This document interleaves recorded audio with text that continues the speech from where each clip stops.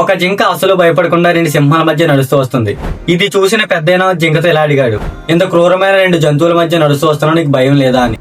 జింక చిన్నగా నవ్వి, కొన్నేండ్ల క్రితం ఒక సింహం చనిపోయింది, దానికి 2 పిల్లలు కూడా ఉన్నాయి. అవి 2 పాల కోసం అటు ఇటు తిరుగుతూ ఉంటే నేను వాటిని చేరదీసి పాలిచ్చి కన్నా పిల్లల్లా పెంచి పోషించాను అంటుంది. అవి 2 ఇప్పుడు పెద్దవి ఈ అడవి మొత్తానికి ఒక స్టేట్మెంట్ పాస్ చేశాయి.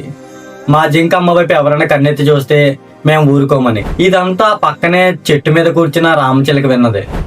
నేను కూడా ఎవరికైనా హెల్ప్ చేస్తే నన్ను కూడా అందరూ గౌరవిస్తారు కదా అని అనుకుని ఆ కిందనే దెబ్బలతో పడి ఉన్న పాముకి వెళ్లి సహాయం చేస్తుంది. ఆ పాముకి నయమైన వెంటనే ఆ రామచిలుకలను కాటు వేస్తుంది. వెంటనే ఆ పెద్దయిన మళ్ళీ రామచిలుకని ఇలా అడుగుతున్నాడు, ఎందుకు ఇలాంటి తెలివి తక్కువ పని చేసావని.